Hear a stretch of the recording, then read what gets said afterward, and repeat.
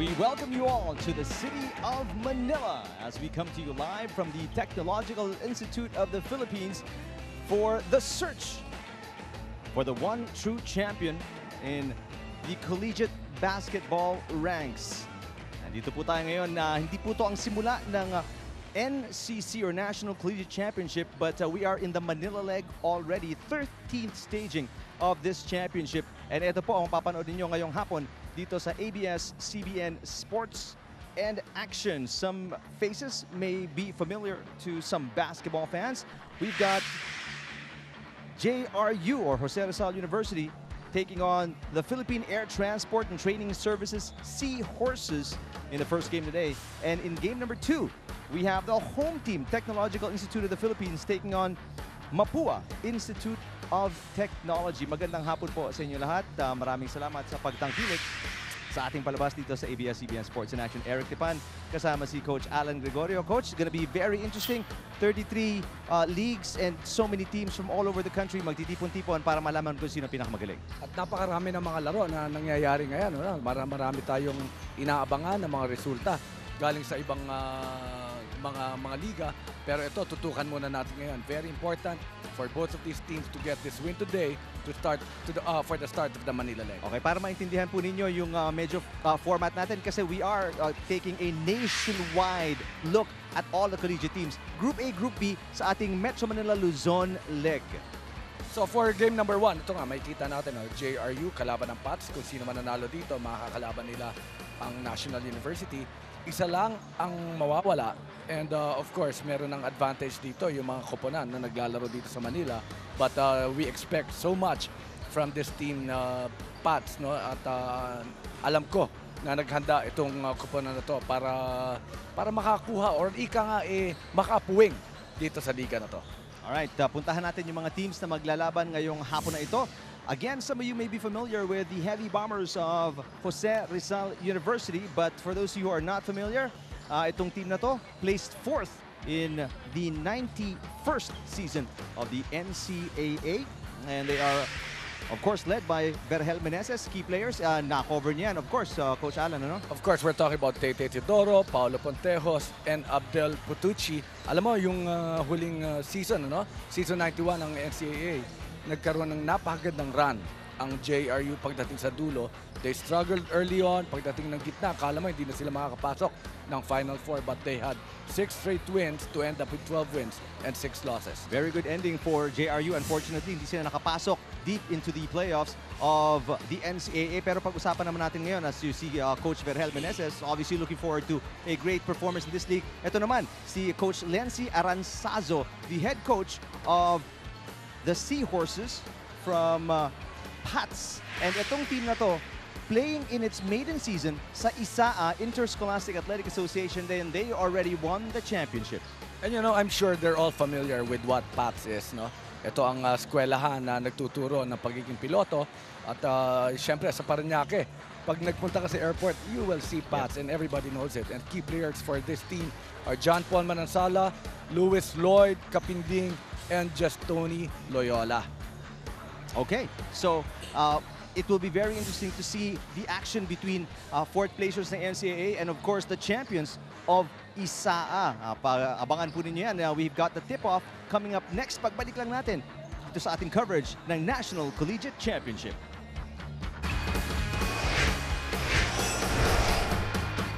Wednesday afternoon from the TIP Gym as we open the Metro Manila eliminations of your 2015 National Collegiate Championship.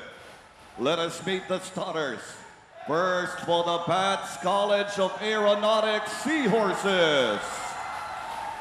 At power forward number 10, Tony Loyola. Forward number 18, Neil Quaison. Center number 17, Mark Velasco.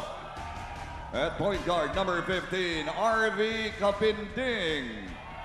And the off guard number 9, John Manansala. The head coach of the Seahorses is Lency Aranzazo. And now from the NCAA here on the JRU Heavy Bombers.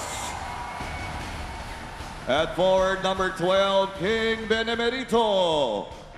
Power forward number 15, Irvin Grospe. At center number 9, Abdulatif Putucci. The off guard number 21, Jonathan Mendoza. And the point guard number 14, Tay Teodoro. Head coach of the Heavy Bombers, Vergel Meneses. The officials for this ball game, Romy Mangibin, Eric Viray, and Harold Ito po ang ating Mercedes. starting five for the Manila leg, the kickoff ng Manila Luzon leg ng National Collegiate Championship. And it's nice to see the contrast, Coach, ano? NCAA fourth placer, champion ng ISAA. Obviously, these guys from PATTS wearing the white and blue, yung seahorses ng PATTS, will have something to prove. You became the champion sa maiden performance, yung Cinderella season ng PATTS, ng ISAA. Obviously, gusto mong ipagpatuloy yung magandang performance. Well, you know, the bigger challenge for them is to really be able to beat teams from the UAAP and the NCAA. And I'm sure certain game plans will really have to be undertaken, lalong-lalo na, no? Yung experience talaga ng mga naglalaro sa NCAA and sa UAAP. And alam mo na mas malakas ang bakbakan kahit papano. And that's added motivation for, you know, these kids from PATTS, yung Seahorses. Yun nga, nabanggit mo, to beat a team from the NCAA would be a big cap, a feather on their cap, as you see the first basket from Mendoza, Jonathan Jed Mendoza.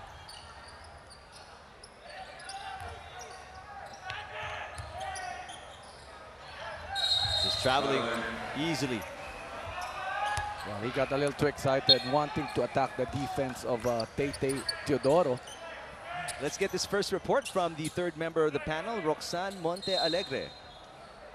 Thank you, Eric. Officials, Napansin time agad ni out. Coach Vergel Meneses ng JRU Heavy Bombers na napaka-relax ng team niya sa dugout. Kaya naman paalala niya kagad, gusto niya makitaan sila ng same level of energy nung nasa NCAA Final Four pa sila. At sabi nga niya, excited na rin siya dahil meron silang 4 na bagong miyembro sa team na magpapakita ng galing sa game na ito. At para naman kay Abdul Wahab, every game matters. Kaya naman ibibigay niya ang kanilang lahat para sa larong ito. All right, thank you, Roxanne. How important is it, Coach Alan, maibababad ba yung mga 4 na bagong player ni Coach Meneses in this game? Actually, yun nga ang ginagawa niya dito, no? Yung mga seldom used players niya. Ito si Mendoza, I was not really able to cover him nung regular season ng NCAA. But he scored the first 2 points, and there he is, running down in transition. Seahorses, a little shaky sa panimula. Medyo may konting errors on their part. Obviously, tense going up against, you know, an NCAA team, but good passing there on the part of the Heavy Bombers. Alam mo, kanina nga, nung pumapasok tayo, yung JRU parang wala lang eh. No? Pero yung mga taga-PATTS, parang, si Eric Tipan to ha. Nakita ko, nagulat sila. Uy, Eric Tipan is covering me. So yun, cool lang na lang. Mag-text sa magulang at watch me on TV, Mom. Well, for sure, it's a big adjustment para sa mga Seahorses. TV coverage, tulad na banggit mo, Coach Alan, no? ABS-CBN Sports in Action. And nakikita mo, hindi pa sila ganun ka-swabe sa galaw nila on the court itong panimula ng first quarter. Ayun ang kailangan nilang maiwasan dito, no? They get to be a little too conscious because there's TV coverage. And of course, number 2, nakikita nila yung mga kalaban nila sa TV, eh, no? So, nung nakita nila dito, ganito pala kalaki talaga to si Abdul Wahab, no? So there's that element of shock, and it's a little obvious here to start the game. 6-0 for JRU, and PATTS has not scored a single point to start the ball game. Here's a full court man-to-man press by the Heavy Bombers. Let's see kung makakapagpakita na ng opensa itong Seahorses, but they have continued to turn it over 4-1 in terms of turnovers para sa PATTS. Let's go to Sich Tantenko. Yes, Eric. Bago magsimula ang larong ito, nagdasal ang PATTS Seahorses at sinabing nagpapasalamat talaga sila. In their own words, matagal na natin gustong maglaro sa ligang ito. Alam nyo, sabik na nga ang buong koponan, ngunit aminado rin sila na matinding kalaban ang kanilang kakaharapin ngayon. So to counter JRU's hustle, you can expect to see quick ball rotation and focus on transition defense. Paalala pa ni Coach Lency Aranzazo, kailangan yung bigyan ng kumpiyansa ang isa't isa. We're talking about a small, humble, albeit very skilled team. Sila ang nagtitip sa sarili nila. Walang assistant coach o anumang coaching staff na baon sila. Sila lang talaga. At ayon sa kanila, itong mindset na ito ang naghatid sa kanila ng kanilang historic victory in their mother league. Yun din ang pangahawakan nila ngayong hapon ito. In the words of Coach Lency, we don't play as friends, we play as brothers. Will this be enough? Let's see. Back to you, Coach. Back to Eric and Coach Allen. All right, thank you, Siege. You can see the humble beginnings, Coach Lenzy Aranzazo, nakakwento niya kay Siege kung, you know, how small of a team they are, and it's not just a team, it's a brotherhood na nga. And although at the start of this matchup against JRU, they are really playing shell shock. There's a steal here para sa Seahorses, and they may get their first basket. Well, I thought he was going to give up that pass, but Diaz ensuring their first 2 points here after 3.5 minutes of basketball.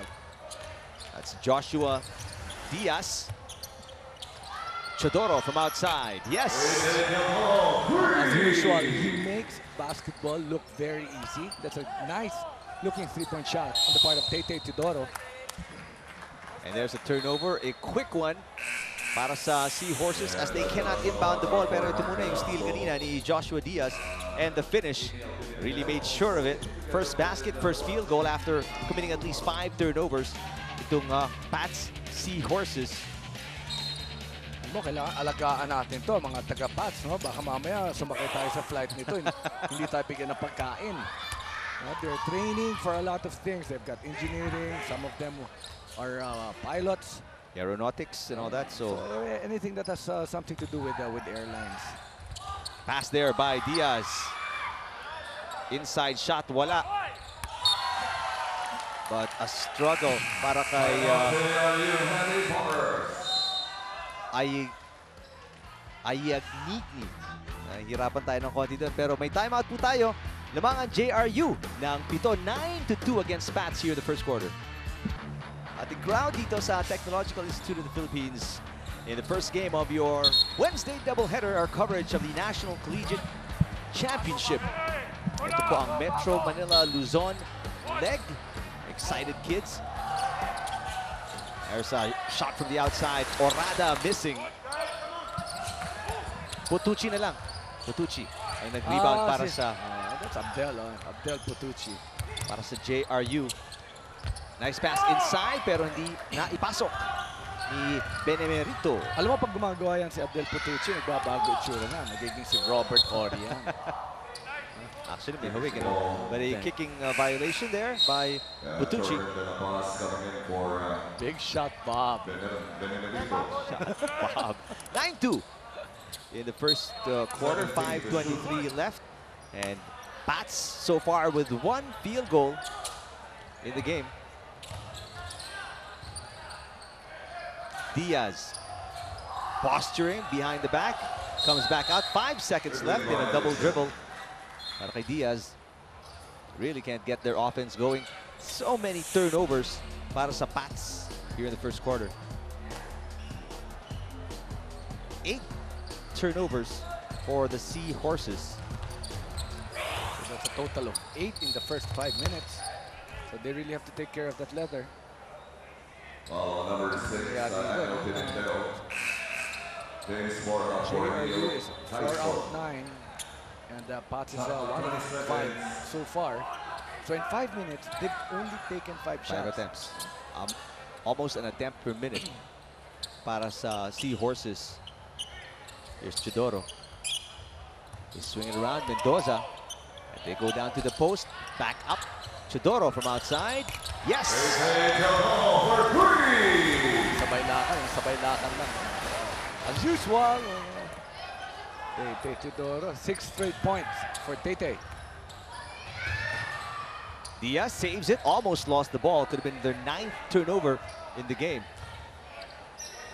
Here's Borja. Halfway through the first quarter, second field goal finally in. Para sa Seahorses, that's Orada. And that's a very good pass in the part of number 13. That's Kalubag.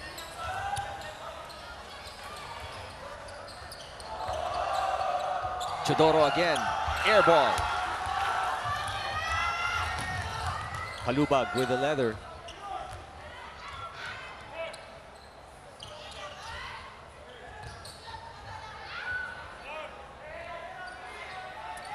Ten seconds to shoot.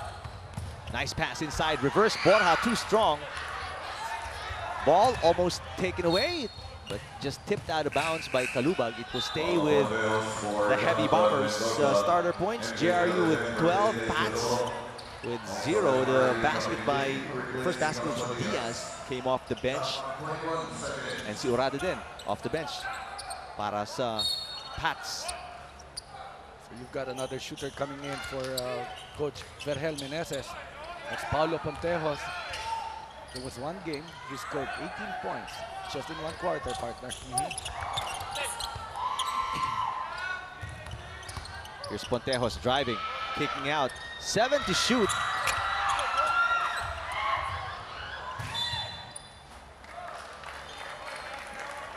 Ball will stay with PATTS here, and only 2 field goals so far. Coach Alan para sa Seahorses.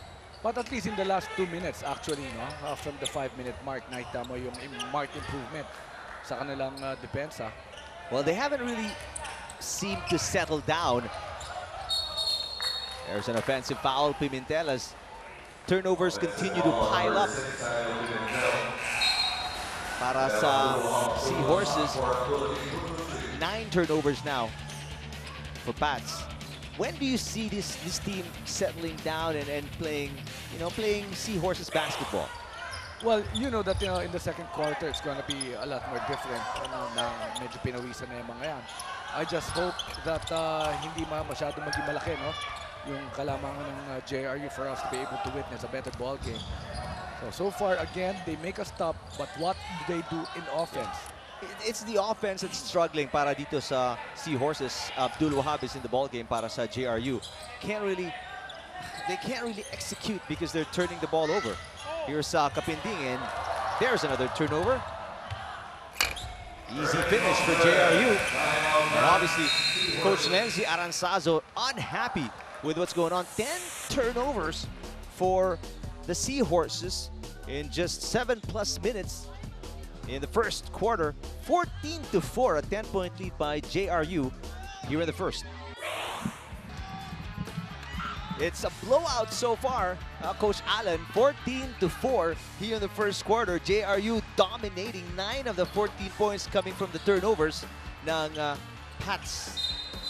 Grabe rin suporta nitong mga anak ni Coach Vergel sa kanila. Nandito pala, I was wondering kung nanonood itong mga to. But they're here supporting JRU. Points of turnovers with 9. Only 2 and 34 remaining. 14-4, 10-point lead. Nako, sumona na. Tignan natin kung sino ang kayang tumira from the outside and what kind of offense versus the zone ang pwedeng gawin dito ng PATTS. 2 seconds on the shot clock. That's not enough time. Another turnover, 11th para sa PATTS.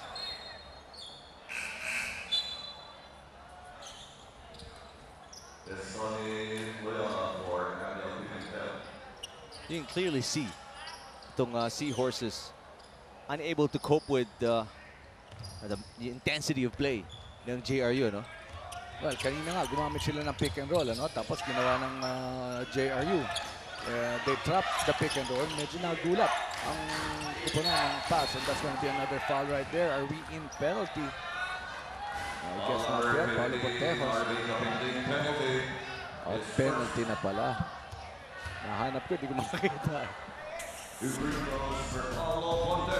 Si paring Pong Ducanes nandito. Ano mo naman yan? Partner natin yan. Life is never complete without Pong Ducanes. That's right. The man with the numbers. Itong si Pong Ducanes. And he is constantly giving us information about how these teams are performing by the statistics that they are putting out. Coach Verhel Meneses obviously happy with the performance. Pero alam mo, napakagaling sa numbers niyan. Pero pag nagpa-party, alam mo yung sinasabi niyang isa lang, nagiging 10. Tapos yung 12 o'clock, nagiging 3 o'clock. Ay nako talaga. Pong Ducanes. Pontejos at the line for the second. 16-4. 12-point lead for the Heavy Bombers here in the first quarter alone.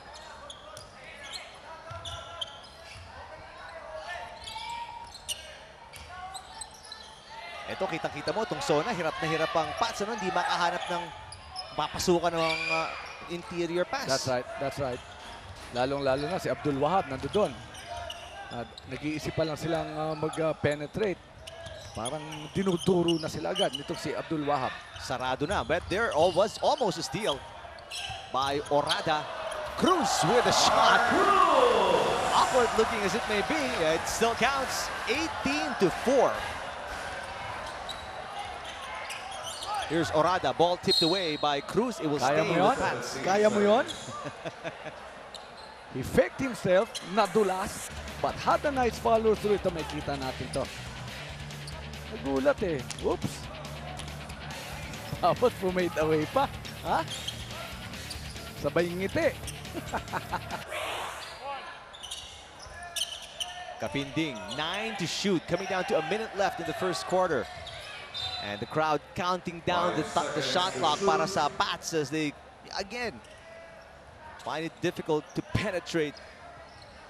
And you know, as early as now, Eric, no? Itong JRU already with 2 guys who's got 6 points. They're not being allowed any second chance points. Talking about PATTS offense, Abdul Wahab, Abdul Rashak, making sure that there's just going to be one offense or offensive try on the part of PATTS.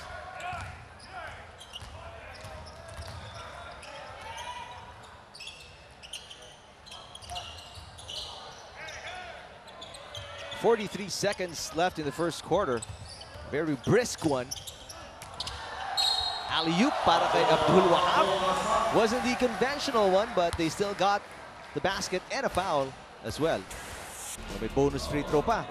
Everything going right para sa JRU. Well, if you're JRU, you seem to be going against a much lesser opponent. So obviously, they really are flexing their muscle and using everything at their, to their advantage. Well, that's right, no, Eric. No, they're taking 3-point shots actually early on. Now that the PATTS is closing out, they're going inside to their big men. Cruz was able to shoot inside the paint, and now a 3-point play on the part of Abdul Wahab. 1 second separate game and shot clock. Loyola, still plenty of time, pero turnover na naman. De La Virgen taking it away. Down to Abdul Wahab. Went for the slam, hindi pumasok, pero the ball with Pontejos. Pontejos fakes, Pontejos 3, wala. Abdul Wahab goes for the tip. But napunta ang bola kay Orado. But not enough time to launch that one. So a dismal first quarter performance para sa PATTS Seahorses as JRU just did everything they wanted on the floor.